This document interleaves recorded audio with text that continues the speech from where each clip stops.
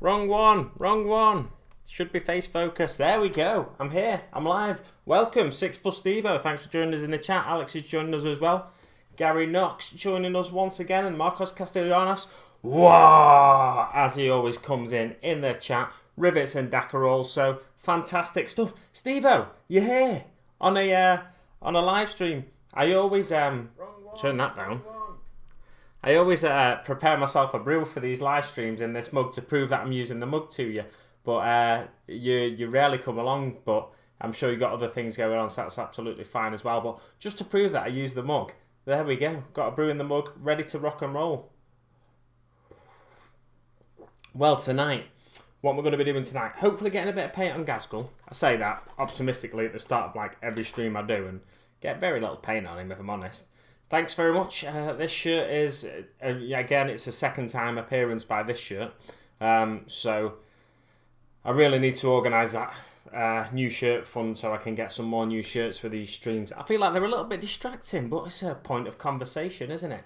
Got Who Took My Dice joining us in the chat as well. Welcome, mate. He popped into my Instagram live earlier.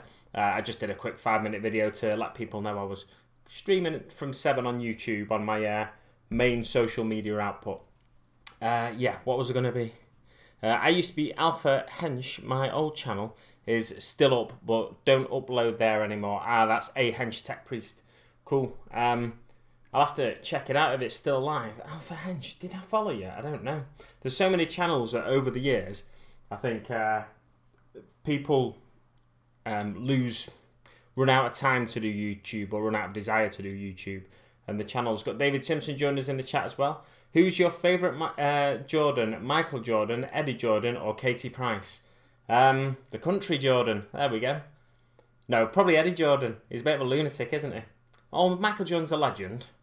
And being a former Nike employee as well, I should really say Michael Jordan. But I don't know. Yeah, probably Jordan. I was going to say Jordan Pickford. Is there a Jordan Pickford? I don't know. Michael Jordan from Marcos Castellanos. Rivets and Dakar saying hello to him. And Stevo and Gary and all. Yeah, so there's some October releases coming up for Cromlech. Not Games Workshop. They try not to hype up October as a month to release Orcs anymore, I think, because of the backlash they got a couple of years ago after not really releasing any models in October. Maybe it was like the last day of October that the models got released, or it might have actually been November when they eventually got released. And the models weren't what people were expecting. Pickford's that rubbish England keeper. Yes, he is, David. Thank you very much. He is at Everton, yeah. Everton are doing all right at the minute at the start of the season, aren't they? We don't want to get too much into football chat now, do we? Because we're supposed to be talking about Orc releases for October. But yeah, I thought I'd take a look at what's coming up for Cromlech because it looks pretty exciting to me. And hopefully get hopefully get a bit of paint on Ghazghkull. But also, I want to show you this because I did a bit of a palette cleanse on this Orc Meganob. He's not finished. I just thought I'd get him a bit further along. It's a Meganob I started painting ages ago with an airbrush for a battle with Craig from Kablams. Check out his channel if you're not aware of it already. KIBLAMS. He doesn't post too much new content. Now and again he'll pop up with a video. I think he's recently moved house as well. So he's getting a new hobby room set up. So I started painting this ages ago for a battle with him. But then I looked at my a paint that I'd recently got. Oh, you know what? I thought that was Ultramarines blue that I had. It's not. It's Talisar blue. So a contrast paint that I recently got, Talisar blue, and I looked at it and I thought, you know what? I want to see how well that comes across as like a Death Skull colour, sort of blue colour, and I really like it. It's like the perfect shade of blue for me, in my opinion. Look at the back there. Look at the back of that. Fantastic stuff. And most of the colours on here are contrast paints, apart from like the metallics on his gob and his shoulder pad and stuff like that. I've only used bolt gun metal though as the metallic, and I've gone over it with various contrast paints to get the different metallic colours. So that is the brown on the shooter is like Gore Grunter, I think, and then the yellow or the gold there is like a Nasdrag yellow over lead belcher. That's my new favourite way to do metallic colour paints now. Just whack on a bolt gun metal, a silver colour from GW or whichever company, and then slap a bit of contrast over it. Lots of chat going off here. OMG, these are great looking. Those are great looking from Cromlech. Yes, they are. I'll get onto that in just well, I've been going 9 minutes now. Well, technically 9 minutes. I've been going about 6 minutes, really. So I should be getting onto it soon. Mega knobs are great. Yes, they are. They are mega and knobbish. I've got like 15 of them built, like converted ones and stuff like that. But I never got round to finish painting them. The ones I got closest to finish painting were ones I converted from the Iron Jaw miniatures from Age of Sigmar. I still remember 2 years ago, that October, and that emulated some Audi commercial. Daka daka daka. Nice job, lad. Thank you very much. The October commercials were awesome, but October was a letdown. I'm having a Tiger Tank. Forge World Kill Blaster arrived today. Excellent stuff. Building the War. Excellent.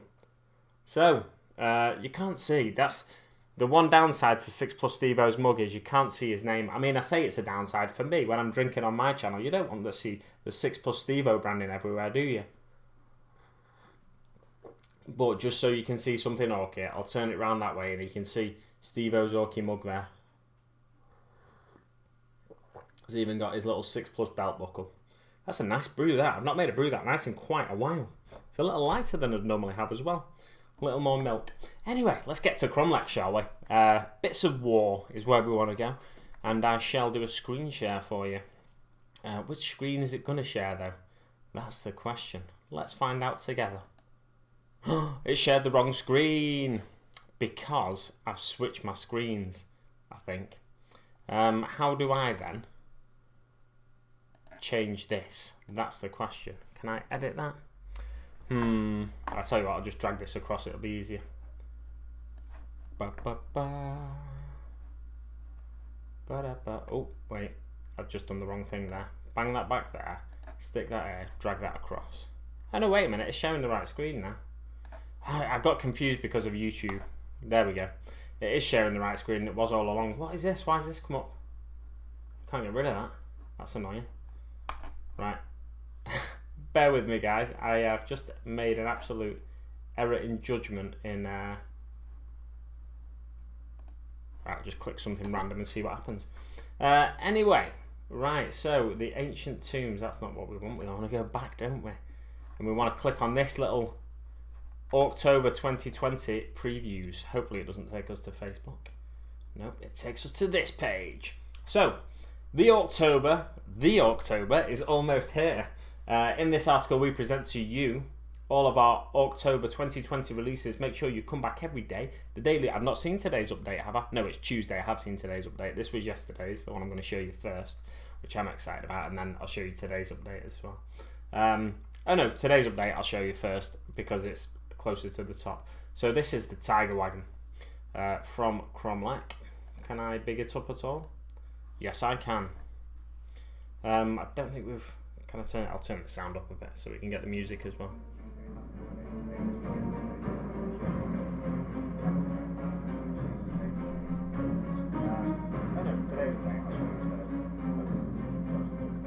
You can probably hear me talking as well as the music a little bit. Too many screens, exactly. The orc thing and hit it till it works. I thought about it. I didn't need to do it in the end. Frost and Fish joining us once again in the chat. Welcome, my wolf brother, I assume, and it normally is anyway. Just looking at some orky stuff from Cromlech. Gonna turn that down again, just so I can talk over it. Yeah, this is a nice looking Tiger tank. There's only gonna be 100 of these made apparently. 100 of them cast, so it's very limited quantities. I'm not too hyped for this one. But it's the tracks on there, they're massive, aren't they? So they look massive anyway. I'd like to see the scale of that. I guess the best way to pick up the scale would be to look at the miniatures beside it. It looks like the size of a Baneblade maybe. Let's go back, come on. Scroll back a touch there. Boom. Yeah, so size-wise, it's bigger than a Battle Wagon by the looks of it. So I'd say possibly the size of a Baneblade. It's a nice looking miniature and it's got lots of different loadouts as well. There was a part with the parts laid out, and you get all the weapon options as well, I think, and all the loadout options. I did see a bit where the parts were just laid out, so I'm just trying to track across to that bit. Let's get another still image where you can see how wide it is. So that's a 25mm base sack Grotson, so that's what? 1, 2, 3, 4. It's about 4 inches across at least. So we're looking at the size of, wider than a Battle Wagon, absolutely, and probably a little bit longer as well, a bit bigger in general. Defo looting one of these, excellent stuff. Rivets and Daka. Angry GW Noises says a Henge Tech Priest, not a Tench Tech Priest. Why the limited release? I don't know. I think it's an old kit they used to make, I think. I can do some more reading for you as well. So the Orc Tiger Wagon is a masterpiece of Ironreich engineers, roaring metal beast bristling with gun barrels. The set includes 9 weapon options and a multitude of customizable bits such as a removable backplate that allows you to turn the tank into the open-topped and transporter, but no less deadly. Open-top transporter rather, but no less deadly. Make sure you secure your copy. Our stocks won't last long, can even disappear on day one. So they're anticipating. I think it's partly to drive up hype, the same way that GW do with limited edition releases. Even when GW release limited edition books, that there's not an awful lot that's special about them. People rush out to buy them because they're limited edition. So it's possibly partly to do with that, I'd say, because they've seen it works elsewhere. Hey Mythos, not a fan of limited releases, always dropped at the wrong time. Yeah, that's it. If you've not got the money at the time, then it can be tricky for you. Anyway, this is the one I'm excited about. This whole business here. Look at that there. Look at them beauties. Let's click on this and then I'll big it up. Big up yourselves. Orc beasts are here. It's a squig off from another company. It looks like a squig off size to me rather than a gargantuan squig off. And I'm going to be comparing the two when I get a freeze frame of it, a still of it. But yeah, it looks like it's about the size of a squig off, maybe a little bigger, but it doesn't look as tall as a gargantuan squig off. I'll have to read. I've not read the article yet though. It looks like a massive Howdor on top though, so it could sit somewhere between the two. Orc beast look beastly, yeah, and then these squig cans effectively is what they are. I'd say they're killer cans, but the squigs. You could even probably get away with using them as a Death Dread perhaps, but I'd say probably killer cans is your best bet because they've got the grots on them already, so they should really behave a bit more like a killer can than a Death Dread. And there's the Meganobs, the Cromlech style, Meganob style miniatures next to that as well, so if you've got one of them it gives you a good idea of the size of this squig beast. It's got all the weapon options available, a cannon, a howitzer, mortar type weapons and a zap gun kind of thing. Scrap cannon, flamer, rocket launcher, drill, crusher, something blah blah blah, all that stuff. And then here's all the miniatures together. I think they look absolutely fantastic, to be fair. Some of the squigs and the squiggly beast miniatures from Cromlech in the past I've not been a huge fan of. I think the faces look a little bit derpy, but these ones I think they've got them spot on for me. Spot on.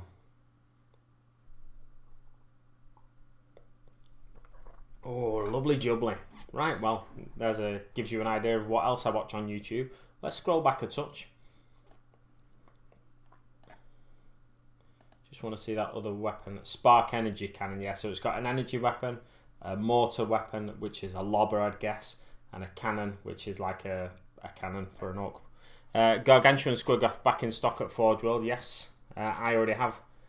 Well, I wasn't supposed to say that. I was supposed to do an unbagging video at some stage, but I have one to unbag at some stage to show you, to share my thoughts on it and stuff like that, basically. I bought it a while ago when I went to Warhammer World, and it was, what was I going to say?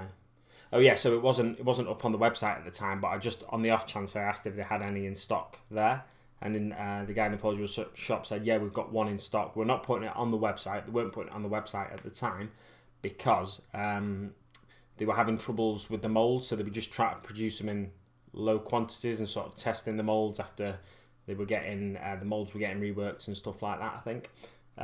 So they weren't producing them in large enough quantities to put on the website because they'd sell out right away and go unavailable straight away. That is an awesome Squig-Oth, yeah, and it looks different to the GW one, which is, in my opinion, quite important, because if there's one thing Orc players like, it's variety in the miniatures. And now keep that in mind, keep this Squig-Oth in mind here, and I'll show you the two Forge World ones. So I'll go to the, this is just the regular Squig-Oth first. I've zoomed in way too far there. Let's see if we can zoom out of it. Well, we can't zoom out perfectly, but it definitely gives you the same sort of feel, doesn't it, of the same squiggly beast sort of creature, the same family of animals. A dream of mine is to go to Warhammer World. Hopefully one day that dream will come true, my friend. One of the great things about living in the UK is, even, you know, in the furthest reaches of the UK, maximum you are from Forge World is probably like a 6-hour drive, or from Warhammer World, that is, where they've got a Forge World store and loads of display stuff, and it's amazing. I'm like an hour and a half to 2 hours away myself, so it's no big deal for me. I'm a driver anyway, so I'm used to driving for long periods of time, and 2 hours is, you know, to someone that lives in the States or in Canada or Australia, any other country where the cities are quite spread out, 2 hour drive is absolutely nothing for someone that lives in one of those kind of countries. The UK is kind of crammed together, and the only thing that sort of slows you down on the roads is traffic and accidents. So, yeah, that's a dream of Frost and Fist as well, and I hope you can make it one day too. I'd be happy to meet you there if the times fell right and stuff. Maybe you should just there. Spongehammer joined us in the chat as well. Welcome, mate. Maybe you should start some kind of a GoFundMe account to get you over to Forge World as one big group of North American brethren. This is the Gargantuan Squig-Oth, and let's click back to the Cromlech one. You can see, like, the difference is it's got a horn on its head, but there are squigs with kind of horns above their heads, above like the lips, above the noses, or around the nose area. So it's not unheard of, and there's that, you know, that great a variety in the lore of squiggly beasts, gargantuans, that it's entirely believable that this variant of a squig exists, in my opinion. Let's try and get it from a similar sort of angle to the one we've got, these Forge World ones. Try to scroll along here bit by bit. See if we can get a similar... There we go. So that's the same sort of angle there, isn't it? I'll see if we can zoom in on that a little bit and then get a slightly better view for you in comparison. So let's go back to this one and click on that view there. Yeah, so there's a sort of side-by-side view almost. Yeah, so to me it looks more similar in size to the regular Squig-Oth, which is excellent for me, because I don't have a regular Squig-Oth yet. I have a Gargantuan, but not a regular. The Orc Squig-Oth on Forge World is £90, £89. And it'll be more expensive if you're in other countries around the world, no doubt, as well. The translation isn't a direct translation. They add a heck of a lot of money on top normally, unfortunately, for those people that don't live in the UK. So, depending on price point, Cromlech could sell a heck of a lot of these, I'd say. A heck of a lot. And then let's scroll along. Let's actually just compare these side by side if we can. I say side by side. It's obviously not a side by side comparison. But try and get a sort of similar angle. Just to show... Oh, the Gargantuan does have a nose horn as well, actually, which I didn't realise. So we've got this one here, the Cromlech one, and then the Gargantuan there. So it shares a lot of similar characteristics, doesn't it? It really fits the aesthetic, which is fantastic. Some third-party companies, I think, kind of miss that aesthetic sometimes when they try to create something similar to a GW product. I think probably because they're afraid of infringing on the IP too much. But, you know, it's a fine line they skirt. And, yeah, it's I understand why. I am half an hour from the Warhammer Citadel. They have Forge World for sale, but the not the amazing display. Yes, the Warhammer Citadel was something I was really excited to see open. I think it's in Grapevine, I think, in Texas, isn't it? I know Richard from the Nerd Life was... I don't know where he's living now, but I think he was about half an hour drive from it as well, Richard from the Nerd Life. So, yeah, that was something that I was excited to see open. For my brothers in Texas. So, yes, hopefully we'll see more things like that popping up in different countries around the world as well. It'd be really exciting, like a sort of flagship store within each country that GW operate in on a kind of large scale, like Germany. They operate on a fairly big scale. There's a load of stores across Germany, I think, and to a lesser degree across other countries in Europe and Australia and Asian market. I don't think there's many GW stores in the Asian market, but you know, in the future, if they could do something similar. But then if you look at the price of the Gargantuan Squiggoth, getting back to the topic, it's £278 just here. £278. So if it was Gargantuan Squiggoth size or sat somewhere in between the two and you wanted to use it as a Gargantuan Squiggoth, I think it's probably more Squiggoth size but a bit larger than a Squiggoth. Then, if it was in the price range of a regular Squiggoth, then that'd be more than acceptable, I think. So around the £90 mark, that'd be more than an acceptable alternative to a Gargantuan. But I don't think it's as big as a Gargantuan. I think it's more like a Squiggoth size. Probably a little bigger, I think, judging by it being next to other miniatures in the video. It does look a little bit more like when it's next to these miniatures here. I'll just big up the screen there. So these are, some of these are actually GW's miniatures, aren't they? I think. I'm not entirely sure, but I think some of these, this guy here, he looks like a GW miniature, and this guy too. I might be wrong there, they might be Cromlech ones, but yeah, looking at it, it looks far more Squiggoth rather than Gargantuan Squiggoth size. That will be awesome, yeah. I'm assuming that was about... Yeah, I'm assuming that was about starting a GoFundMe or something. What's the price difference of the Cromlech and Forge World ones? There's no price for the Cromlech ones yet. I think they... I'll nip over to the article again in a second, but I'm just going to work my way through the chat a little bit. I am 2 to 3 hours from Warhammer World. Been once about 10 years ago. I'm lucky enough to have been probably about 5, 6, 7 times now. Did I even go when I was in work once? Don't tell them at work that I did. If I did, I'm trying to think if I did. No, I think I've just been after work, so sometimes I've been in my uniform when I've been going to visit a friend, my mate David in Derby.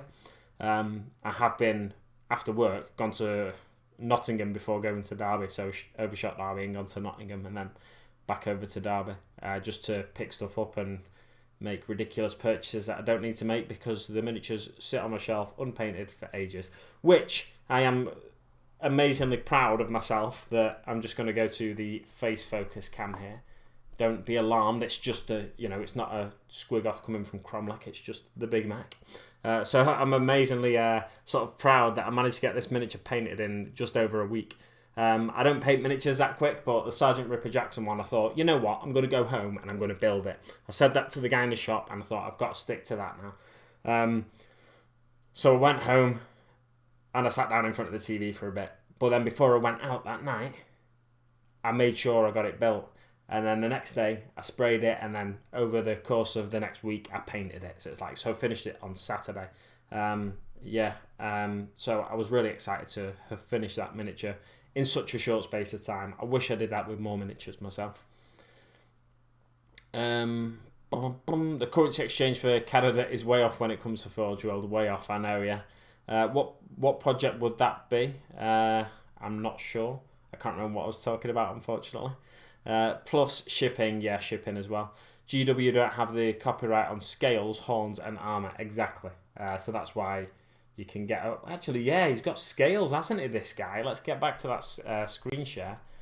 Just noticed I was going to show you. Let's get me thingy scrolling across. So here it looks like he's got kind of scales, like a pangolin or something like that. Yeah, so that's an interesting change of look there. I still need to comment on your showcase. Fantastic work. Thanks very much. It's excellent. It's a really nice miniature to paint. Really easy to paint as well with contrast paints. I think we all know by now I really like contrast paints, and I probably rely on them too much already. But you know, it's a paint. It enables me to paint my miniatures quicker. It's as simple as that. So that's why I'm so fond of them. What does Does Snickrot not have rules? I can't find his entry. He does have rules. Yeah, they're in the Orc Codex. Where are you looking for the entry? That's the question. I'm just going to finish this brew because it's going cold now. Well, this is exciting watching a man drink a brew, isn't it? Brew done. I'll grab some water. 26 minutes into the stream now, and I've not got a lick of paint on Ghazghkull. You'll be excited to know. Yes, Snickrot definitely has rules. I would be.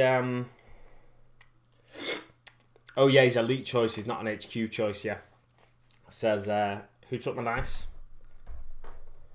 Yeah, so he is an elite choice. Just kept passing over him. I do that all the time with different.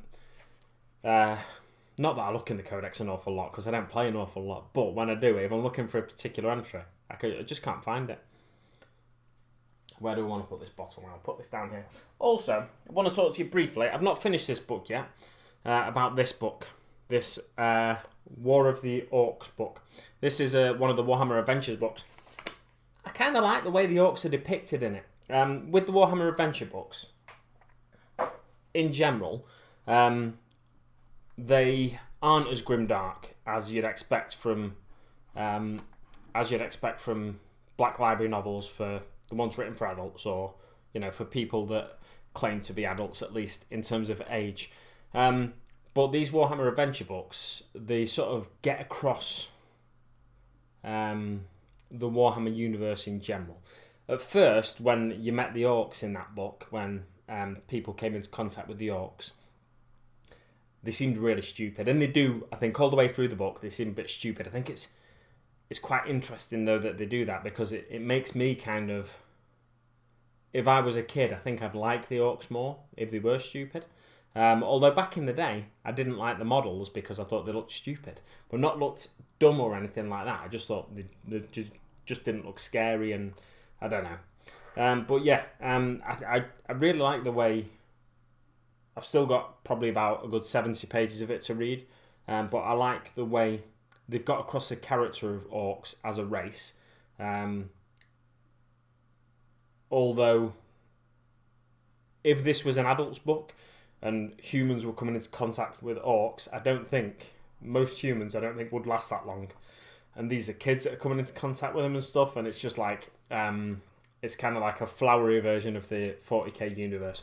What I find interesting about these books, though, is I feel like there's really it's the grim darkness of the 40k universe is alluded to in these books, and it's always like implied that there's something more sinister lurking in the background, in terms of the nature of humanity and the nature of the galaxy at large.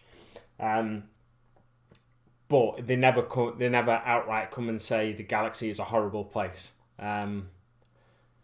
Because at the end of the day, it's a book written for 8 to 12-year-olds, something like that. But I do I find it interesting that it feels to me as I'm reading it, when you read certain things in the book, it's probably not obvious to a child reading about the universe for the first time, the 40k universe size. But I find it interesting that it's sort of alluded to, and if you know more about the universe, the 40k universe, you pick up on that, or at least I did anyway. I assume other people would as well. So going into adulthood, if I was like 12, and then I got a little bit older, started reading some of the Horus Heresy novels and stuff, I wouldn't be too surprised by all the horror of it. Anyway, right. Yeah, so we've looked at that, and let's come across to these squigs now before we go anywhere else. These look fantastic in my opinion. I've just realised I'm not on the screen share anymore, so let's just click that. Oh, my head's right in the way, isn't it? Let's drag that down. Yeah, these bad boys. Can I zoom out with that? No. Let's see if we can make it a bit... There we go, look at that. Yeah, so these squig cans is what I'm going to be calling them. They're called killer gnaws on this.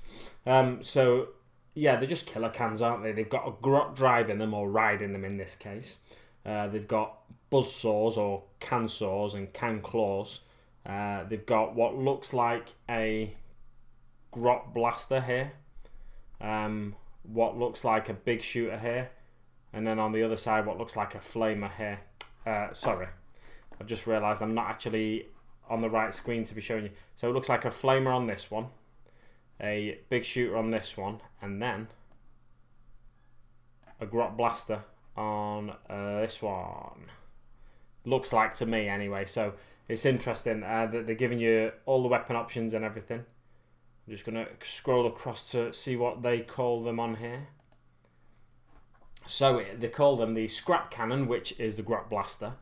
The flamer, which is a flamer. Rocket launcher, drill, crushing claw, and buzzsaw. So it's got all the killer can weapons on there, so you can easily make your killer gnaws equivalent of killer cans. Must find showcase not informed. Must find the showcase not informed. Brian Nelson changed the look of GW's Orcs in the late 90s. We have never looked better. Yeah, I think the ones we've got now, the Orcs we've got now, I think they're fantastic. Compared to the ones that I was looking at in the, probably up to the late 90s, but there was a lot of like, the kind of Orcs you got on the, it was that kind of Gorkamorka era, where you got a lot of the Orcs like you got on those buggies, where they just looked too human to me. They looked human, but with a different shaped head. And they just looked weird. They didn't look that scary, that bulky or anything like that. Loving the squid cans, says Rivets and Daka, and yes, I'm loving them too. Let's read about them, shall we, in this article. Hear the roar of the orc beasts, no matter if you prefer squishing your enemies to pulp with titanic strength or pinning them to the ground with uncontrolled ferocity. These are big words for an orc, ain't they? We got you covered. Saddle your angry gnaws with heavy weapons and set them on your foes. The kill gnaws, known as the king of all gnaws. I'm losing it. Right, the Gnaw-zilla, known as the king of all gnaws, so a squig equivalent name basically, is a gigantic orc beast model with an unmatched detail. Killer gnaws come in a set of 3 and make great alternatives for good old goblin bipedal walkers, aka killer cans. Both sets come with all the weapon options you'll need in your games, so you may want to kit up some magnets. Yeah, excellent stuff.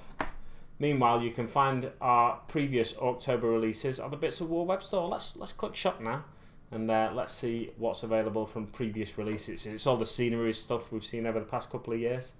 Was it last year or was it the year before they did these big releases?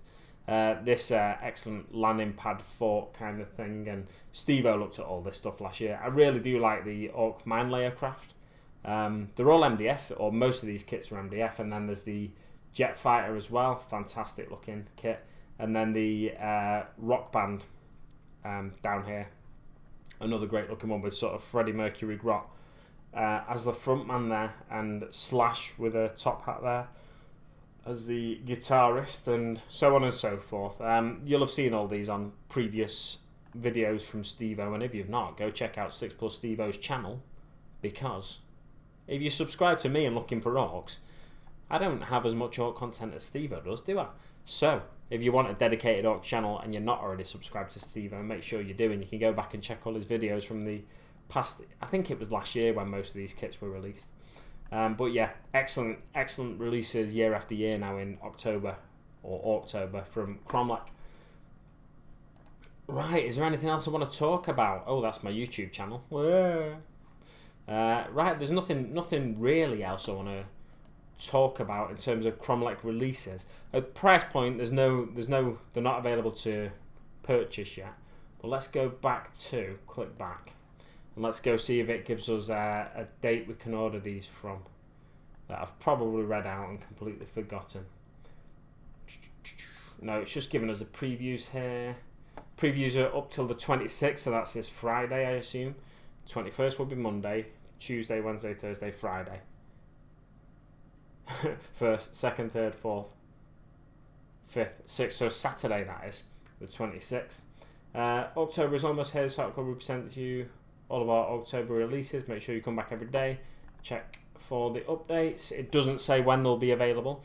I assume it'll be maybe the first week of October, maybe a pre-order will go up in the last week of September, who knows. But yeah, it's an exciting time to be an Orc collector, especially if you're a third-party company enthusiast, and Cromlech in particular. I love the look of those Ghazghkull weapons, they look fantastic. Those are really cool. I've got the guitar rocking grot from the Fox Miniatures.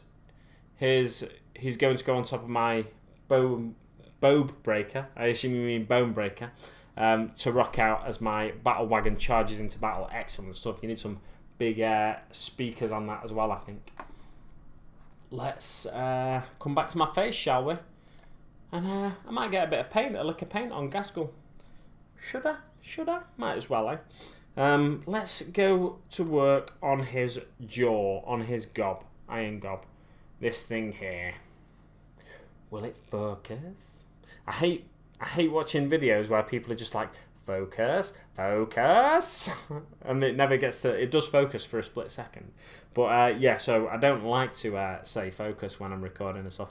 1st of October, or October 1st, is when they will be available according to Gar. So thank you very much for that, sir. Oh my giddy aunt! I'm not exactly sure what I want to do with this jaw. You know, I think the first thing I should do though is get a bit of yellow on those bulbs on the inside of the jaw. If you didn't know already, I'm trying to hide my face here so it doesn't focus on my face. If you didn't know already, there's a couple of bulbs in the gob, in the iron gob, if you've not got a Ghazghkull already.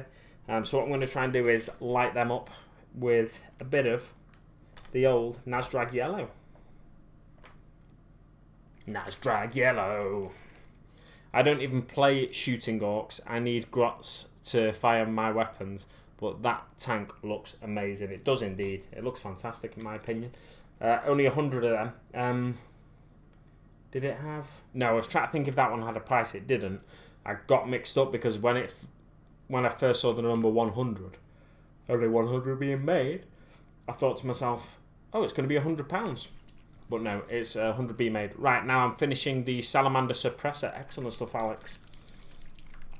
Suppressors. They're the ones with the small jetpacks and the big guns, aren't they? I've not got any of them still. I intend to get that Space Marine Start Collecting box set, the Vanguard Space Marine Start Collecting box set, but I've still not gotten around to getting it because I'm being sensible for once and not purchasing something until I eventually need it. I decide I need it. Until I've at least painted up the other Space Marine miniatures I've got in Imperial Fist colours. I do get tempted every now and again to just paint a... How you doing, Oshi? Welcome to this YouTube video. I do get tempted every now and again to... What was I going to say? I do get tempted every now and again to... Oh yeah, to paint up a Space Marine in a different chapter colours. A White Scar I've had a sort of hankering to paint up recently. But I've managed to resist that temptation thus far. Let's see if I can get this. Oh, look at that. Oh, it's all yellow now. These bulbs in the iron gob of Ghazghkull. All yellow.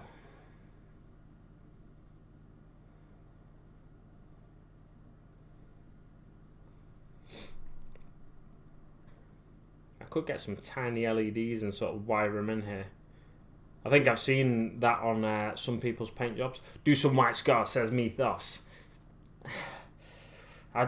It's when I see yours and when I see Storm of Chigoris on Instagram that he's the manager of my GW are popping more often than not, and his white scars look fantastic and yours look fantastic, and they're just there. They make me think, should I just paint a white scar? Should I get all my bikes and paint them all as white scars? Like, I've got an extra set of bikes now. And I don't think, realistically, I don't want a load of bikes in my Imperial Fists. So I'm thinking, should I just paint some up as white scars? Or maybe as,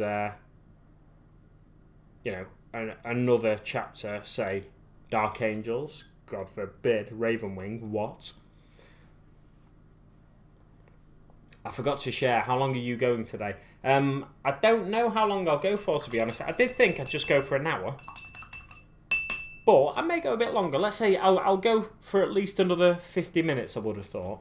But I did think at first I might just go for an hour on this one. But seeing as I've spoken for so long about Cromlech's Orc releases, I'll probably go till at least 8:30 GB time, UK time, British summertime, BST. I did see something there as well in the chat I wanted to address. Gar saying hello to Oshi. Sell your Space Marines and get more Orcs, says Marcos. I can't. I did think today I might sell a Dark Eldar Battle Force box that I bought ages ago. When I say Battle Force box, I mean it was the old version of the Get Starting, the Start Collecting boxes, where they got up to about £65. Or something like that. And I did think today, I thought to myself, I've got more or less a complete box there. I should maybe break that up and start selling it on eBay and get a bit of money back in. But it's something I'm not likely to do, because I find selling miniatures a hassle, quite frankly.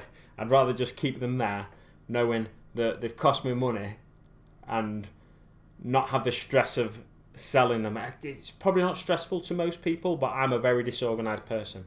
So if I put them up on eBay and then somebody buys them, I then start thinking, when somebody buys them, I've got to get to the post office, get the right size box, get the right size package to send them in. I've got to hope that they don't get lost in the post and stuff like that. And it builds up my my anxiety levels, unfortunately. So that's why I rarely sell miniatures, even though I've got loads of miniatures unbuilt and unpainted.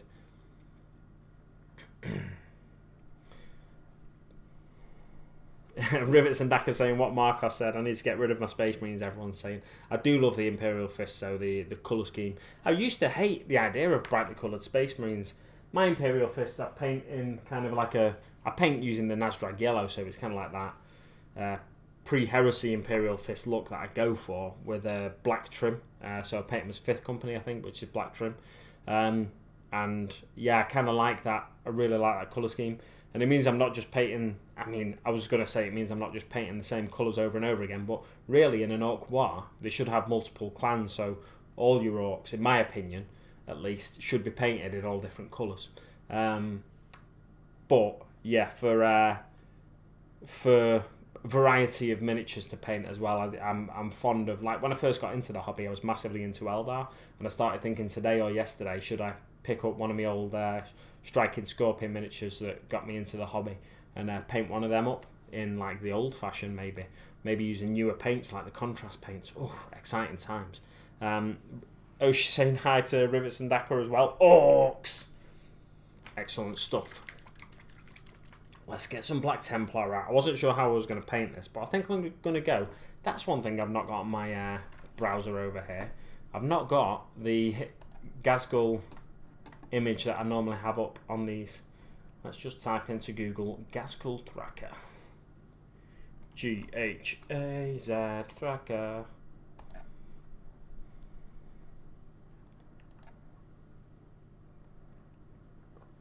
just as a little reference image. I like to have one up. Oh, it's gone to Beasts of War. Let's take that into a new tab, shall we? Bang, bang, bang, bang. Get rid of that. There we go, lovely. Oh, you know what? So you don't have to look at my face, you can look at Ghazghkull again as I do a bit of work on him. I did this last week, I think. I keep getting mixed up because when I first got my dual screen set up, I had to go off the right hand side of the right screen to get to the left hand side of the left screen. So my screens basically needed switching round manually on the on my computer, or swap the screens around physically. But the smaller screen is on like a stand above the keyboard, and I need to keep that there ideally. So I worked with what I had basically, and I kept going off the right screen to get to the left screen, off the right hand side of the right screen to get to the left hand side of the left screen, and I got used to doing that. Now I've worked out how to switch it round on my computer. I keep going to the right hand side of my right screen to get onto the left hand side of my left screen, but I just get stuck. The cursor just gets stuck, and it's like, why is it not appearing on this screen over here? It's because I have to go the other way now, on the way that actually makes sense, the left hand side of the left screen to get to the right hand side of the left screen, left hand side of the right screen to get to the right hand side of the left screen. Wow, it's tricky. All this streaming stuff's tricky for me anyway, a simpleton like me. What do I want to do? Screen share. Look at the boss there. There's no way I can paint him up like this, is there? Oh, what am I doing here? Doing the wrong thing. There we go. Should I zoom out a bit? Let's make that a bit smaller. There we go. You can see the boss there now. So that's what I'm working on. Not this one, obviously. But just in case you were getting bored of looking at my face all close up and personal. Got loads of old minis to sell, non-orc, but I just don't have the time to sort them out. Yeah, it's the same for me, really. I don't have the time, or I don't find the time to sort them out. I could set aside some time on a day off or something like that, but I'd rather be doing other things, quite frankly.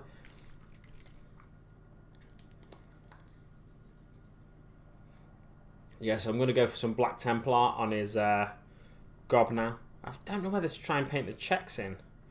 Black Templar first, and then no, I think what I'll do, I'll just paint Black Templar on his gob, and then come back in with some standard white paint or some Celestial Grey perhaps to paint the checks in. Yeah, just so it matches up with the rest of his armour, I think.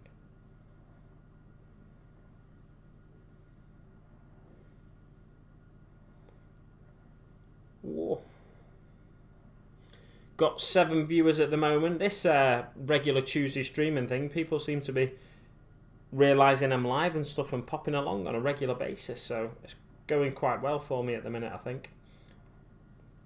I get around 10 viewers peak on most of these streams, but then I get around 80 views when the stream goes up onto my channel just as a video afterwards.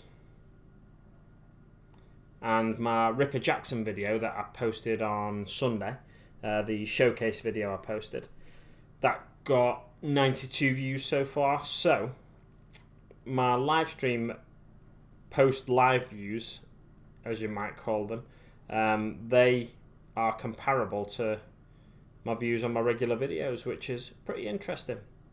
In my opinion, pretty interesting to someone who likes to see the way YouTube operates now and again.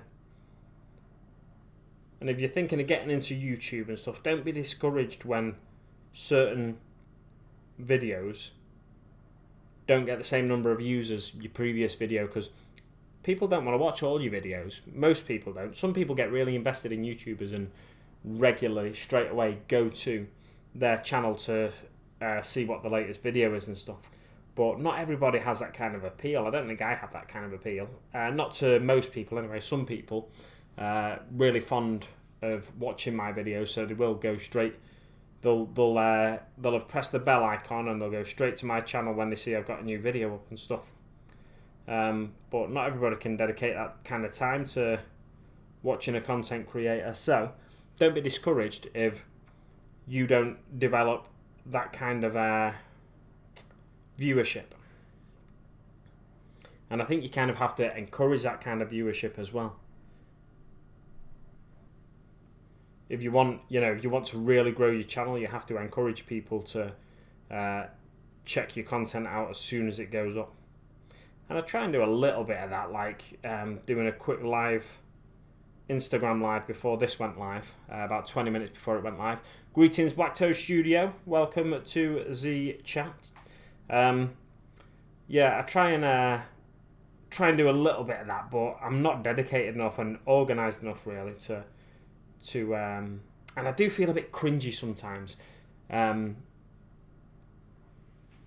Yeah, I think it's when you start asking people to do stuff for you as a YouTube content creator, it feels a bit cringy to me at times. But if you want to be, let's say if you want to be doing YouTube as a career, you kind of have to go to that way of sort of reminding people to check out your videos as soon as they go live and stuff like that.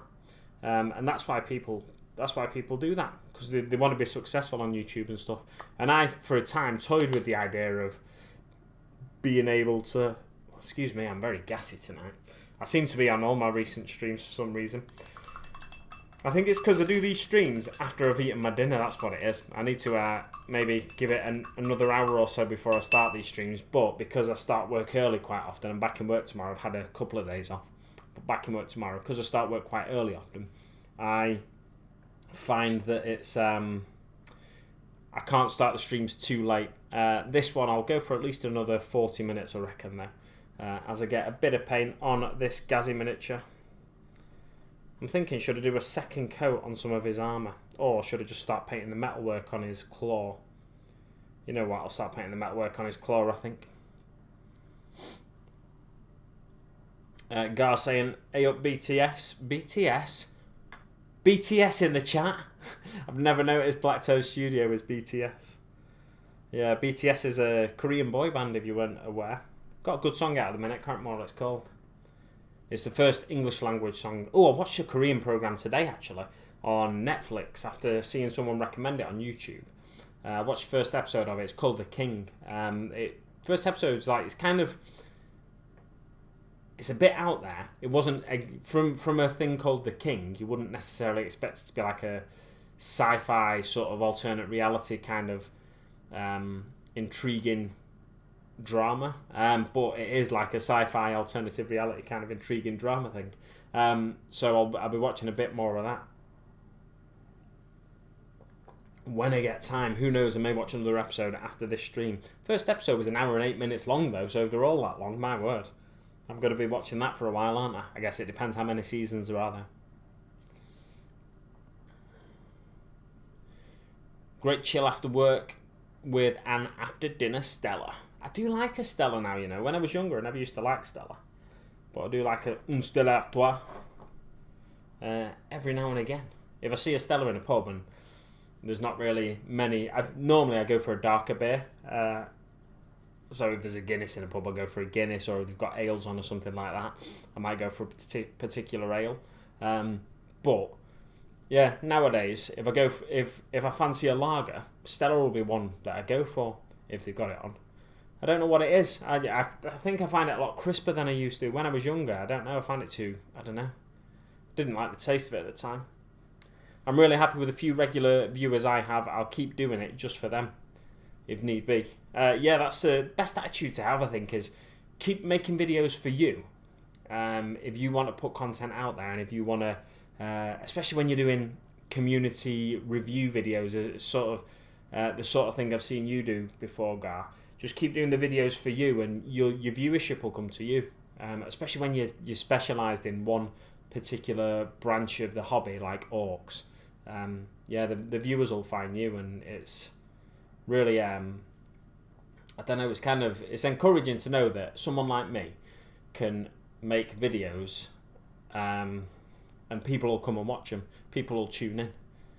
I love a good bock. Bock. What's bock? Let's go. I'm guessing it's a bearer bock. Eisenhorn in the chat. Welcome, Lord Inquisitor. Is he a Lord Inquisitor or just an Inquisitor? I'm going to have a quick look. Oh, I've got that screen share on still. Let's get back to my face while I Google Bok. Face focus. Dark beers are tasty. Dark beers are indeed tasty. There's one in Czech Republic. Kozel, I think it is. The dark Kozel was nice. Necrons, Nick joining us once again for the second week in a row. Welcome, Nick. What was I going to do? I keep trying to go off that right hand side of that right screen to get to the left hand side of the left screen. But because I've switched it round on my settings, it's it's not unbelievable, it's just impossible to get to it that way. Bok. B-O-C-K. B-O-C-K.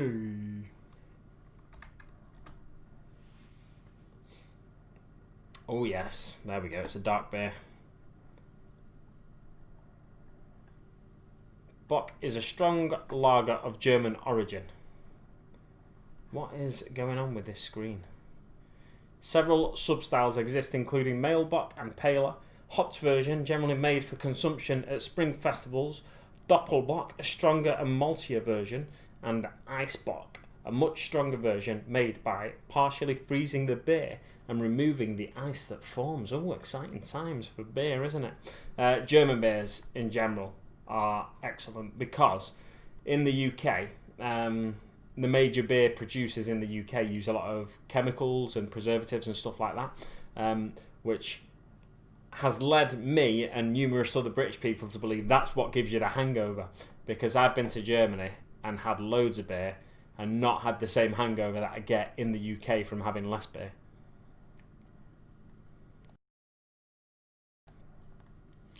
I did completely the wrong thing there, didn't I? There we go. Back to the Ghazghkull screen share. Nice shirt, says Nick. Thanks very much. Who took my dice? Nick! Evening all, says Nick. I was knocked out by the response from the community. I love it now. Yeah, it's excellent to see channels like yours coming sort of out of nowhere and then people flocking to them. With the 40k Orc community on Facebook, it's a great group to be in as an Orc enthusiast, as even a casual Orc player. You get to find these channels that are sort of championed by other channels as well, and it's a great place to find specifically Orc content. Right, let's get a bit of paint on this claw, shall we? Oh. Yeah, so I painted that Deathskull Orc Meganob I showed at the start of the stream.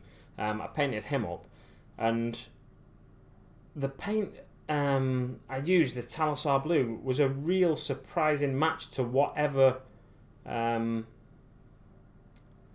airbrush paint I'd used originally to start painting him. It was, I know it was a Vallejo paint, but I can't remember what the blue is that I'd used originally. It's like a royal blue, I think. But yeah, I was amazed how close the match was. And I think because there's that many panels on an Orc Meganob, this is one of the old metal Orc Meganobs. I'll go back to face focus and see if I can get this to focus on my hand here, on the miniature in my hand.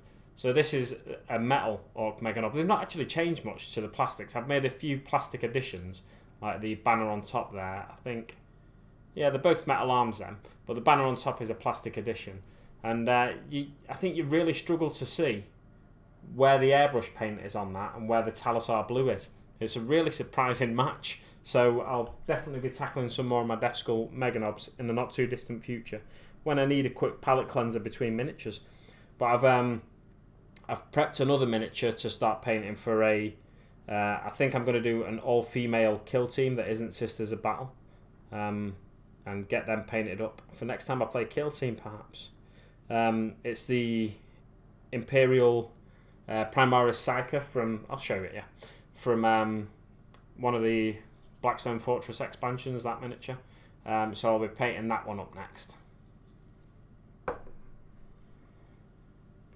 Oh yeah, that's one thing I did as well.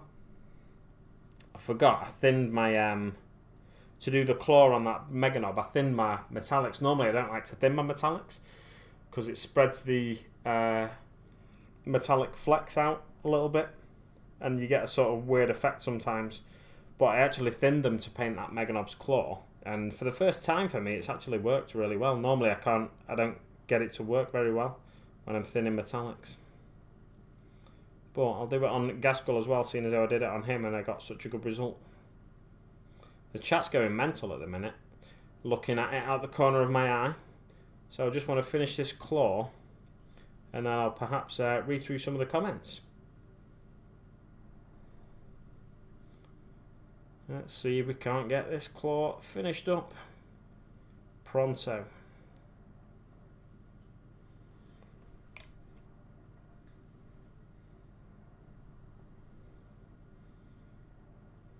There's so many I've said this on previous streams, but there's so many fine details on this Ghazghkull miniature, like where the panels are sort of welded together. It's cool to see the way GW make the miniatures now. Like a lot of the panels on Ghazghkull look like they've sort of been beaten into shape rather than the mass-produced ceramite Space Marine armour that you see. That's like perfectly shaped every time. The Orc armour, like if they release more Orc miniatures that have got a bit of armour on them in the future, I'd love to see more of this like beaten armour look.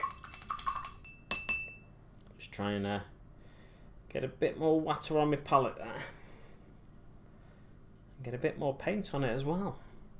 Right, so in the comments, I'm really thankful. I only post casually, but the Orc group on Facebook has been really inviting and welcoming. Yeah, I think it's a fantastic group to be part of, as well as the Edic Bay Wargaming Unification group. Especially if you're newer to posting on YouTube and you need a group that you can post in and get a good response from. I think both of those groups are really good for encouraging new content creators to post their stuff and to interact with other people in the community. YouTube is the bulk of my hobby. Some people are in their local hobby store week after week and they play a few times a week even, or a few times a month at least. But yeah, YouTube is the bulk of my hobby, so having these communities on Facebook where I can post my content and then it drives more traffic towards my channel and stuff, I think it's a fantastic thing to have. When I was getting back into the hobby, about 8 years ago now, maybe 10 years ago, probably 8 years ago I think, when I was getting back into it, I wasn't sure like where to start posting my content and stuff. But then, yeah, finding the right groups, and it's a little bit too watery, the paint mix I've done there. But finding the right groups is definitely something, and two of the right groups are the Edic Bay Unification group and the 40k Orc community, absolutely. Yeah, let's get a bit more paint in the mix there. Mythos Mrs. Bay. Bad times. Bad times. Oh, got a big chunk of... this paint's really old, it's from the 90s. The old bolt gun metal paint from GW, but I still like to use it when I can. I've got a big dried chunk in there now. I'm going to see if I can break it down a little bit with the water mix. Doing a bit of painting on some Poxwalkers before a wee cheeky beer. Excellent stuff, Gary Knox. How many Poxwalkers have you got to tackle? Is it the standard 6 you'll be tackling, or have you got a few more to be tackling? I need to get back to my Dark Imperium miniatures, the ones from Conquest really. I need to get back to them myself and maybe get back to making some battle reports, but with 9th edition rules. I've still not had a chance to... I'll say I've not had a chance. I've had plenty of time really over the weekend and that to look at the 9th edition Command Edition box, but I've not made the time to do it really. Not that I've not had enough free time. I've had enough free time, but I've been doing other things with it. That's one thing. I think sometimes people say I've not got the time or I've not had the time. Really what they mean is I've not made the time. I'm not massively enthused by 9th edition and the appearance of it, the emergence of it, I guess. I'm not massively enthused by it. I'm not in a big rush to start playing it or anything like that. But I bought the Commander Edition box hoping it'd spark something in me, but it's not sparked something in me yet. I will get round to... I wish I hadn't glued these on now because I feel like I could just pop them apart and then get in there a lot easier than the way I'm having to do it here. Yeah, but I'm not massively enthused yet by 9th edition. I think it'll get to me at some point. The enthusiasm will start to grow. But I've not even looked at the rulebook yet, if I'm honest. I didn't look at even the 26-page basic rulebook. But 26, you know what I mean. The core rules of the game. I've not even looked at that all the way through yet. I think it's pretty similar to 8th in many ways, but then there's other things. The way the game plays in general is slightly different, slightly updated. I think part of the reason I'm not too enthused by it is that I feel like they're sort of tailoring more towards competitive players now. And the way competitive players play the game in tournaments and stuff like that. And of course, you don't have to do all those things if you don't want to. GW have always said, play our games how you want to. Play with our miniatures how you want to. You can make up your own rules for miniatures. But finding players you can do that with can be difficult for some people. So whenever they've said that in the past, people have always complained, saying, "Oh, but I can't just make up rules for a miniature because it might not be balanced." So that's why you play with your friends. To me, that's the thing anyway. If I wanted to make up an entire new scenario with miniatures that don't have any sort of equivalent in 40k, let's say for example, like the miniatures I'm going to mention now do have equivalents in 40k, but let's say for example I wanted to make a Halloween game, so I used Zombicide zombies and the Zombicide board, but it was Space Marines going around trying to clear room by room in a more 40k style game, but on a Zombicide board. I could make up rules for those zombies quite easily, and scenarios and stuff, and it might turn out that it's really easy, but it becomes like a cooperative mission rather than two sides, or you could have two sides competing against one another, seeing who can kill more zombies, who can get the higher kill count and stuff. That's kind of the way I, in my head at least, try and approach gaming, where if there's no rules out there, you can just make up rules yourself, and I kind of like that from GW, where some people don't like that, and I think that's led to GW becoming more and more concerned about the competitive players in the game, which is, fair enough if they think that's the way to go. They think that's the way to go. Let's see what's going off in the chat, because I keep falling behind here. The darker the ale, the thicker the head the next morning, says Rivets and Daka. I'm really thankful I only post casually. Oh yeah, I read that one already. Consistency is important as well. I'm horribly inconsistent and it hurts my channel. Yeah, if you are new to YouTube, that's one of the things to nail down as quickly as you can. I think consistency of content. One of the reasons I've kept this stream on a Tuesday is because, and I'm always painting an orc. It's always the same orc, it's always a bit of Ghazghkull. But yeah, one of the reasons I've tried to always do this on a Tuesday is to get a bit of consistency on my channel. I'm going to try and get a video up every Sunday with another faction. It might not always be another faction, it might be orcs. But with like a little video update with a painted miniature or with a bit of a battle report when I do eventually get round to cracking open that Commander Edition box set. Those kind of things, they'll go up on Sundays, and my orc content, even if it's a live stream every week, will be on Tuesdays from around 7 PM. The best community, says Rivets and Daka.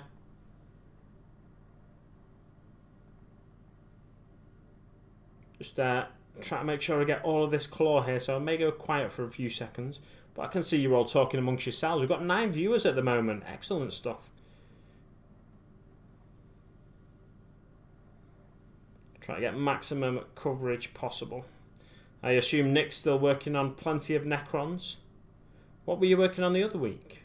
Was it 40 warriors or something like that? I think it was, wasn't it? I do love these claws on Ghazghkull. They've got so much detail on them. I think one of the reasons GW always make these big, ridiculous centerpiece models, like Ghazghkull is bigger than all the other orc models. Guilliman, the idea of a Primarch, in my mind, being a lot bigger than Marines, it makes the models, it means you can add more detail to the models. But yeah, Guilliman in 40k or the Forge World Primarch models.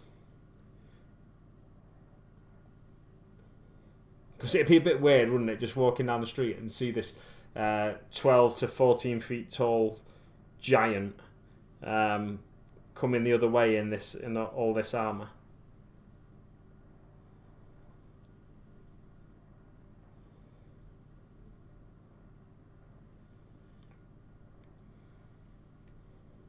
Obviously, it's a fantasy universe as well, isn't it? So they can do what they want with it, but just the whole concept of these gene fathers of each Space Marine Legion being twice the size of your average man.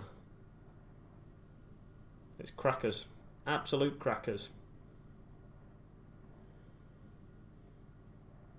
Oh yes, lovely. Should I paint them cogs? Yeah, might as well. Just going to rinse my brush off a bit.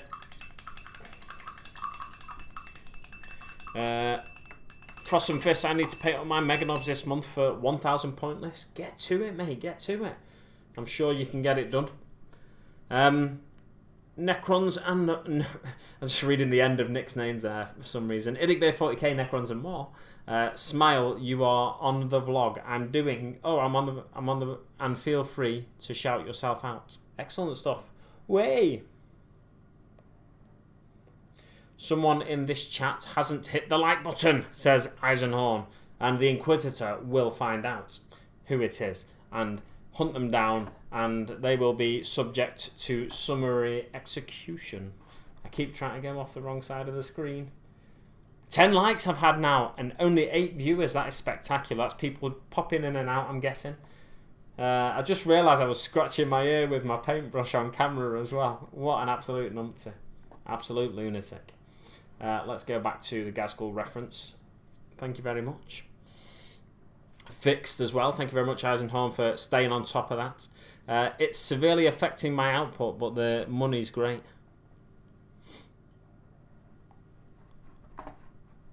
What was that about? I do prefer normally. I don't know what that was about. I do prefer normally to keep the chat on YouTube, but for some reason I've been following it on OBS instead of YouTube for once. Well, normally I prefer to keep track of the chat on YouTube, which I will be doing from this point forth. Get some of these cogs painted up on the inside of this claw. Detail upon detail. Oh my word.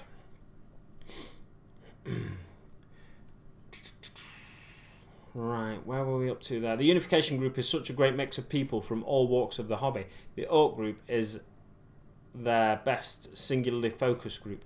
I love the 40k groups for Scars and Wolves. And my AdMech too, but I have people... But the people are a bit hit and miss. Yeah, you can find that in various groups, can't you? When you find a good group, it's best to... Not it's best to stick to it, but... you know, it's like a relief when you find a good group where people don't complain too much and stuff like that. I think the Orc community in general feel a bit hard done by, so in various Orc groups it can become a bit of a pressure cooker of opinion and reinforcing opinion and what's the right word? You get like confirmation bias and stuff like that, and it encourages people to sort of complain about various things and continue complaining about various things when realistically complaining about it doesn't do an awful lot. But yeah, I think it can feel like a negative space at times when things like that happen in groups, or people criticising other people's work when they're just wanting to share their enthusiasm for the hobby by sharing the latest miniature they painted or something like that.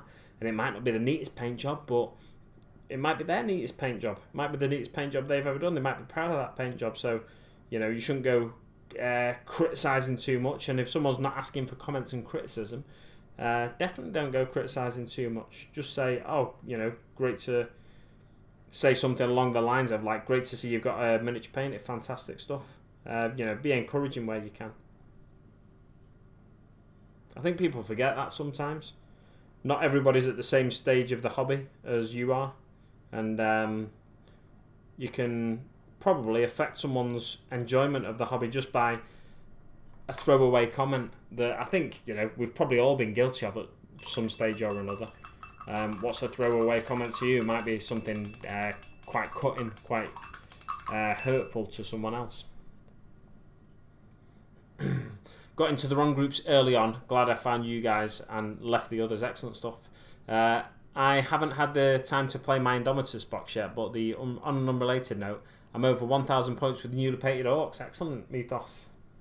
Oh, I've got a really itchy nose. 10 finished, last 6 to go. That's the Poxwalkers. I've got all the Dark Imperium box to do too. Or all the Dark Imperium box to do, rather.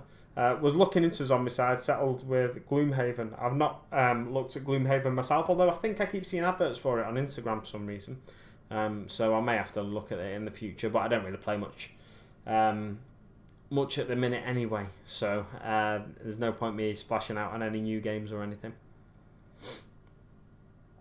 Like using Mega Knobs in Space Hulk instead of Beakies. That's not a bad idea at all. I've got a copy of the re-release of Space Hulk from about 5-6 years ago.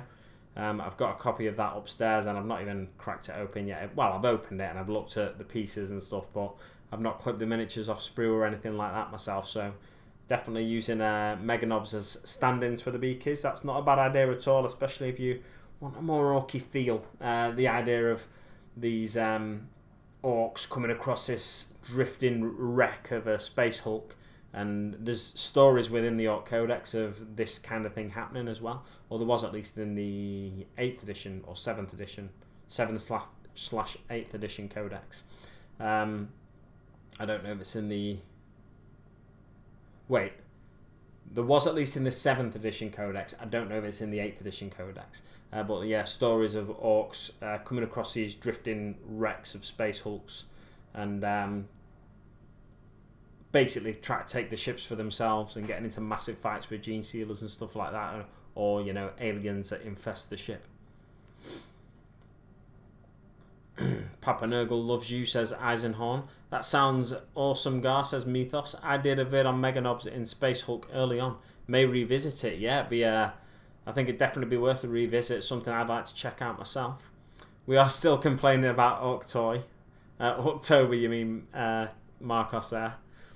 For any Blackstone Fortress players, the Facebook group is Beyond Precipice is legitimate. I will add that group now because I want to get back into Blackstone Fortress. Oh, I've got to put my bins out tomorrow. I forgot about that. I want to get back into Blackstone Fortress. Like I said, I've got this miniature to hopefully start painting this week. And I want to get into it in a more... in a bigger way than I have done. So I will have a quick look for that group. Facebook. Beyond Precipice. BEYOND Precipice. I just realised what that sounded like. A collection of homemade rules and characters. Join. Pending.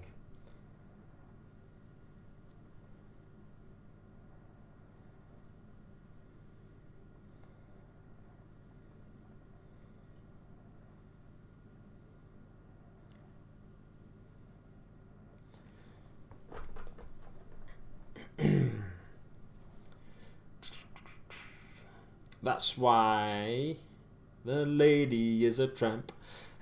That's what I hate the most. Someone is proud of what they created and someone pisses on their Wheaties. If you can't find something nice to say nout and scroll away. That is a fine sentiment there, Gar. Mythos has a good discussion on the negative impacts of some numpties in the hobby. It does indeed. Trashing someone's hard work is just a hack move.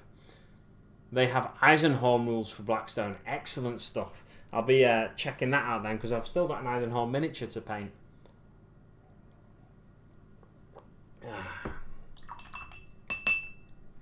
Right, what do I want to get some metal on here? Oh, I've got a Steel Panther song in my head now. Death to all but metal. Oh, it's still wet. Excellent. Death to all but metal. I need to stop singing on streams. It's going to drive people away, even though I've got the voice of an angel. Oh, actually, I can separate them, can't I? I'm trying to get this brush into this small gap here, and then I realise I've not glued them pieces together, so I can just separate them.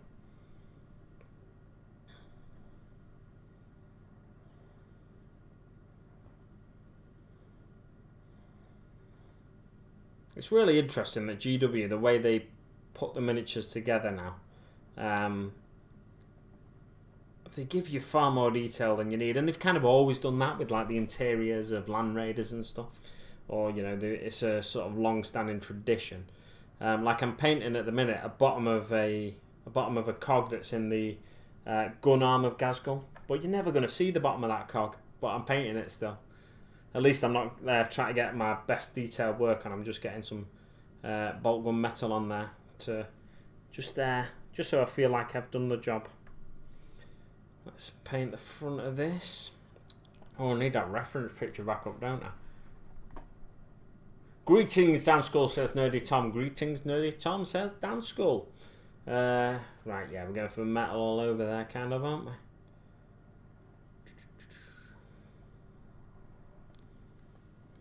I had Eisenhorn looking rather nice until I did the finishing touches while drinking. That is a fatal error there. And I'm sure it's an error that plenty of hobbyists have made over the years as well. Now and again, I'm still doing a weekly quiz with my friends, like a house party quiz.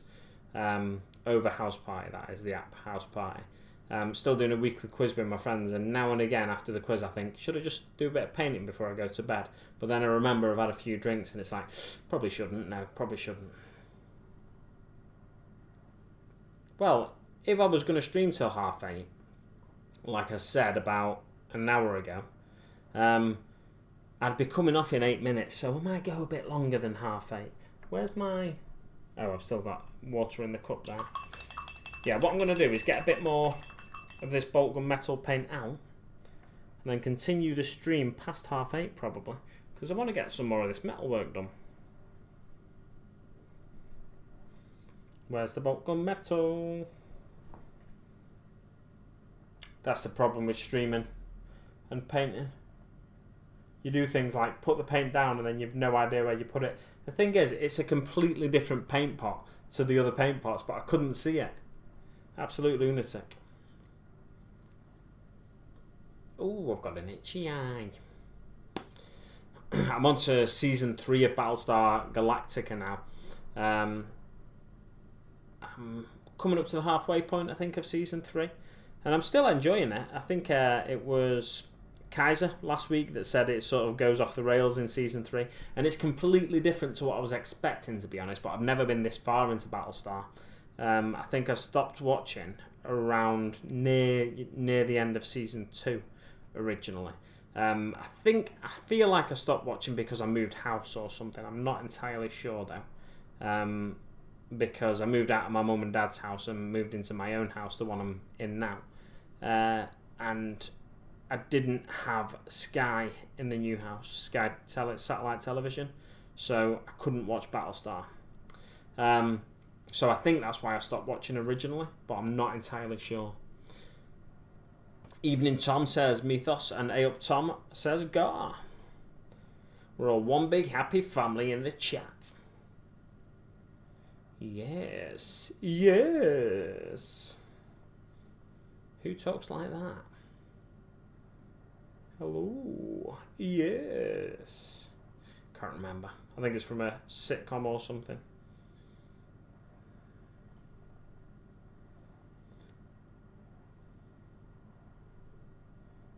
Oh, I just found out today as well there's an anime face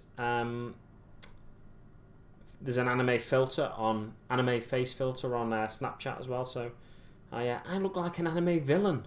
Well, from certain angles, and when I'm pulling certain expressions, I look like an anime villain.